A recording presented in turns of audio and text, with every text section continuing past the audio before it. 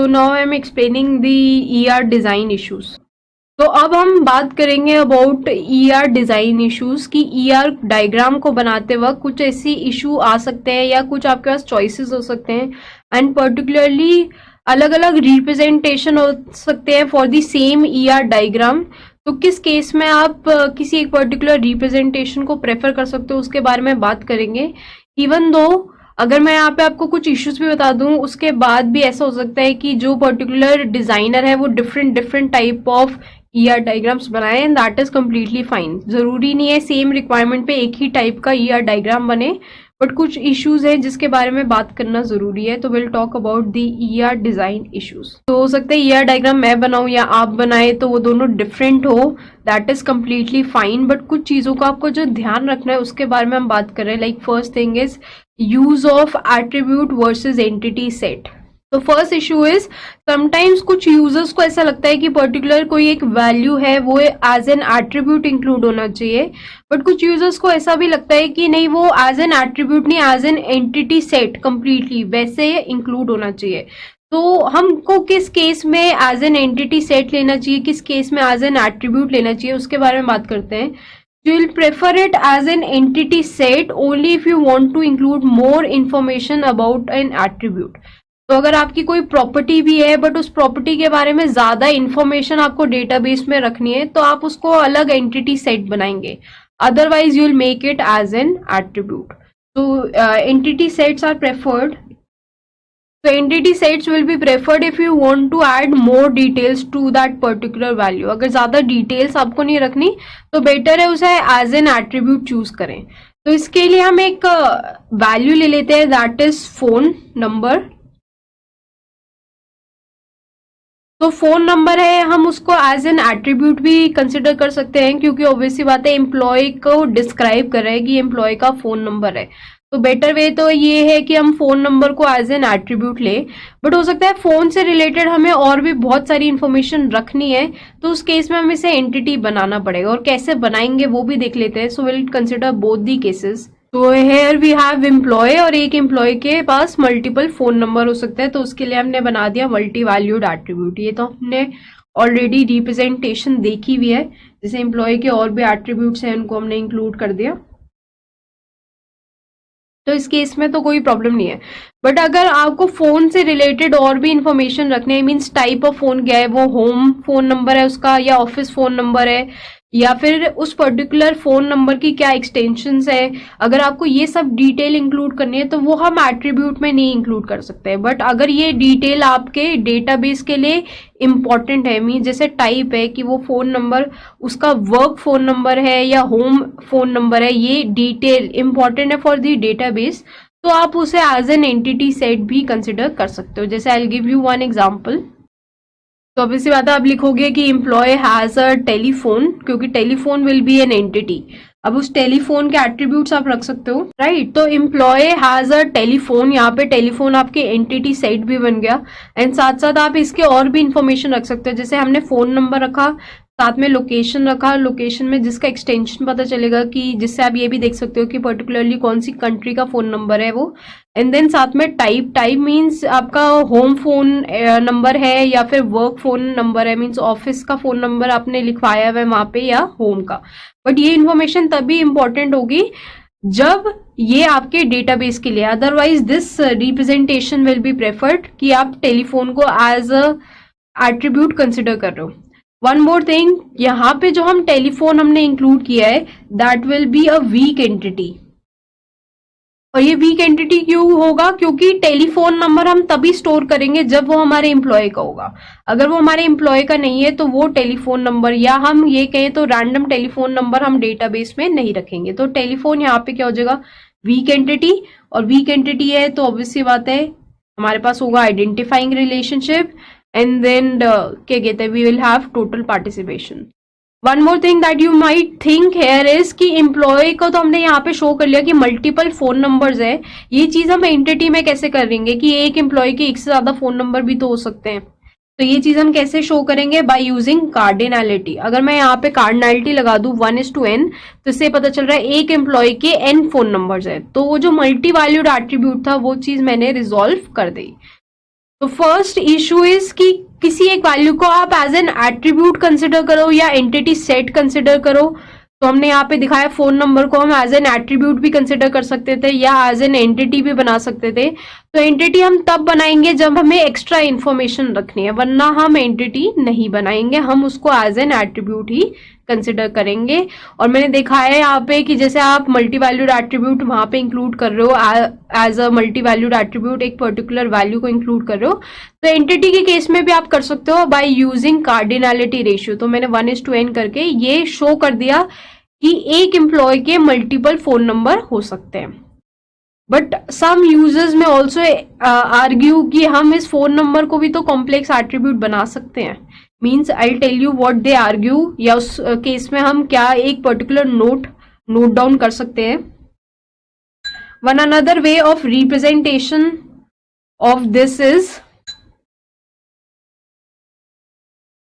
तो one another way जो हम यहाँ पे देख सकते हैं कि टेलीफोन की हमें और डिटेल रखनी है, तो इस काम को करने का एक और तरीका ये भी तो हो सकता है कि हम ऐसे इंक्लूड करें, we have an employee and employee का we have phone and phone is obvious सी बात है the multi valued attribute, but इसको भी हमने फिर फर्दर कॉम्प्लेक्स एट्रीब्यूट बना दिया। मीन्स हमने इंक्लूड किया फोन नंबर,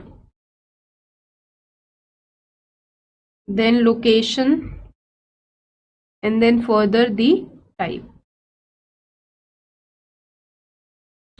तो जो पर्टिकुलर हमने एंटिटी सेट बनाया वो इसलिए बनाया क्योंकि टेलीफोन के हमें बहुत डिटेल रखनी थी।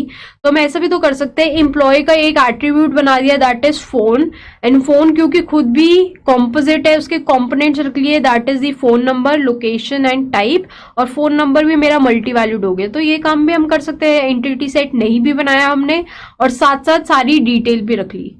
But this is an important thing to note down. Whenever you have choices, so you will always prefer a weak entity over complex attribute. तो इस attribute को हम कहते हैं complex attribute. And complex इसलिए कहते हैं because it is the combination of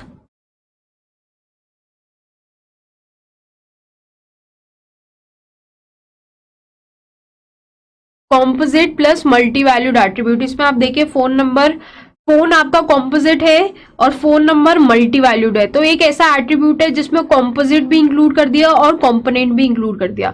तो कभी भी आपके पास चॉइस होगी, you will always prefer the weak entity, ठीक है, क्योंकि कॉम्प्लेक्स एट्रीब्यूट को जब हम रिलेशनल में कन्वर्ट करते हैं बहुत ज्यादा प्रॉब्लम्स हो जाती है, तो उस प्रॉब्लम्स को अवॉइड करने के लिए बेटर है आप वीक एंटिटी की तरह ही इंक्लूड करें। तो I make some important consideration जो आपको ध्यान रखने हैं रिगार्डिंग दिस फर्स्ट पॉइंट कि आपको किस केस में एंटिटी सेट लेना है और किस केस में एट्रीब्यूट लेना है।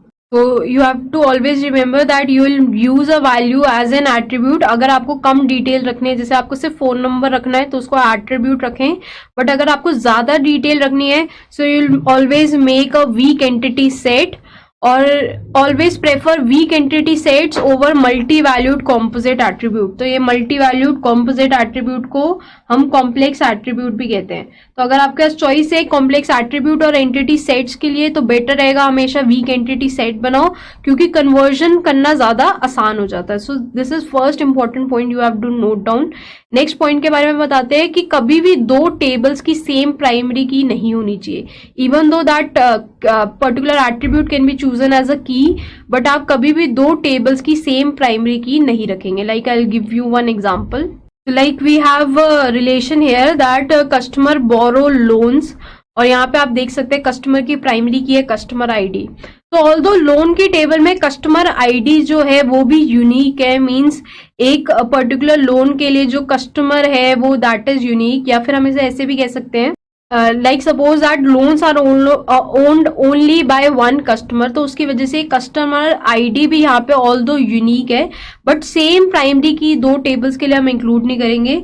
तो वी कैन मेंशन कि यहाँ लोन टेबल की जो प्राइमरी की है दैट इज लोन आईडी। तो ये आपको ध्यान रखना है कि जो प्राइमरी की होंगी दो अलग अलग टेबल्स की या दो अलग अलग एंटिटीज की, that should be different. Although loan entity में जो एक एट्रीब्यूट है कस्टमर आईडी वो भी यूनिक है, बट उसको हम एज अ प्राइमरी की नहीं लेंगे। So this is again one thing that you need to remember. उसी तरीके से एक और पॉइंट है जो आपको याद रखना है, दैट इज डिस्क्रिप्टिव एट्रीब्यूट में कभी भी प्राइमरी की को आप इंक्लूड नहीं करोगे। तो यहाँ पे आप देख सकते हैं, अगर हम ऐसा लिखना चाहे कि customer is borrowing some loan, customer table की जो प्राइमरी की है दैट इज कस्टमर आईडी, और लोन टेबल की जो प्राइमरी की है दैट इज लोन आईडी। अब कस्टमर बोरो कर रहे हैं लोन, तो जो कस्टमर आईडी और लोन आईडी का कॉम्बिनेशन है वो भी यूनिक है, मींस एक कस्टमर एक ही टाइप का लोन जो है वो ले रहा है, तो कस्टमर आईडी और लोन आईडी की जो कॉम्बिनेशन है that is also we have to take.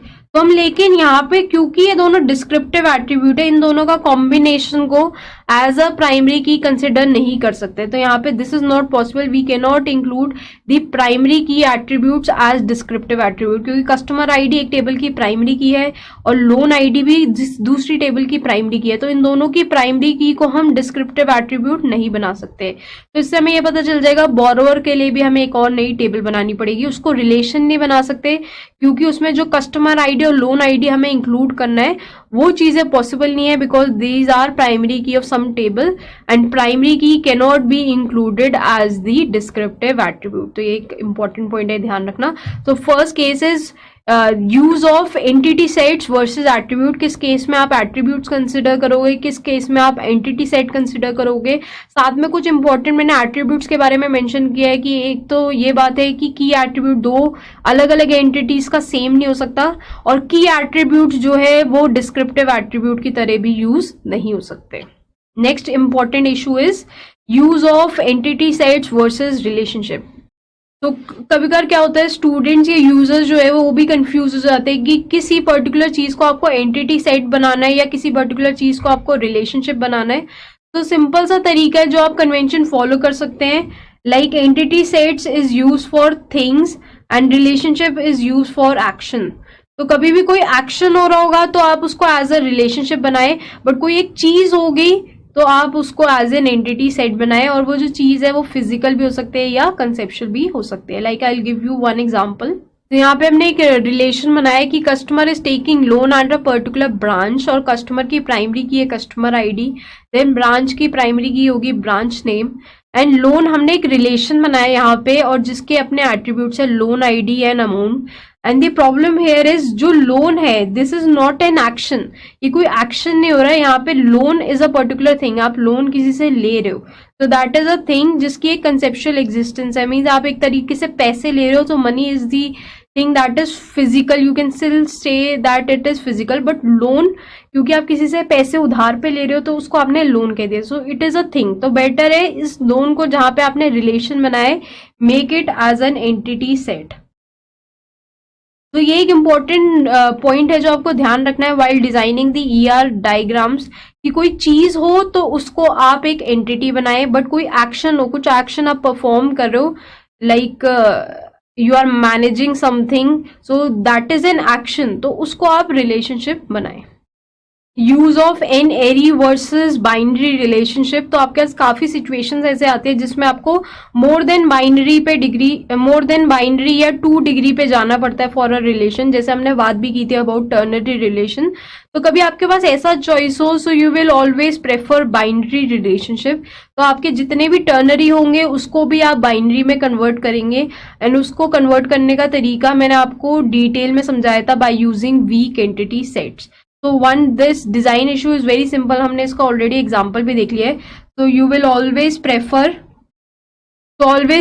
Binary relationship. तो जो आपके टर्नरी या हायर एरी रिलेशन हो, मीन्स टर्नरी से भी ज्यादा हो सकता है, क्वाटनरी रिलेशन भी हो सकता है, उन सबको आप कन्वर्ट करोगे इन दी बाइनरी रिलेशन। तो मैंने टर्नरी को कन्वर्ट करके भी आपको शो किया था कि it can be easily converted by converting it into a weak entity set. तो उसी तरीके से जो भी हायर डिग्री के रिलेशनशिप होंगे उसको आप बाइनरी में ही कन्वर्ट करोगे while making an ER diagram. That is placement of descriptive attribute, जिसके बारे में भी हम डिटेल में बात कर चुके हैं कि आप डिस्क्रिप्टिव एट्रीब्यूट को कहाँ रखेंगे। ये एक इशू है जो जनरली आता है, but I don't think so कि आपके लिए अब ये इश्यू होगा कि 1:1 कैसे कहाँ पे हम माइग्रेट कराते हैं, क्योंकि हमने डिटेल में रिलेशनशिप इंस्टेंस में ये शो किया था। So for 1:1 that particular attribute can go to either of the site, but total participation वाली साइट पे हम लेके जाएंगे ये पॉइंट हम आगे जब हम कन्वर्जन देखेंगे टू रिलेशनल मॉडल तब करेंगे, बट अभी के लिए यू कैन सिंपली मेंशन कि 1:1 के लिए the descriptive attribute can go on either side. For 1:n relationship, that descriptive attribute will go to the n side, and for m:n, they will remain on the relationship. तो relation पे रहेगा for m:n, 1:n के लिए वो n side पे जाएगा, and 1:1 के लिए it can go on either side.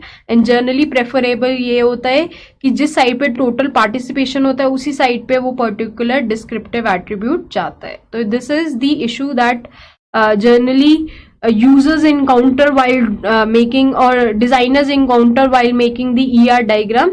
Nevertheless, अगर आप ये चारों प्रिंसिपल को भी फॉलो करते हैं तब भी जो ER डायग्राम फाइनली बन के आता है that can be different for 2 different people, क्योंकि बनाने का तरीका डिफरेंट हो सकता है. बट कुछ इंपॉर्टेंट पॉइंट जो आपको नोट डाउन करने हैं वो मैंने यहाँ पे बताए हैं, तो इनका आपको ध्यान रखना है. उसके बाद हम कुछ प्रैक्टिस भी करेंगे कुछ ER डायग्राम प्रॉब्लम्स की. तो this will be very obvious कि कब आपको एंटिटीज यूज करने, कब एट्रीब्यूट्स यूज करने और कब आपको रिलेशनशिप बनाने हैं. फिर next we talked about some ER design issue. Before going further will do a quick knowledge check.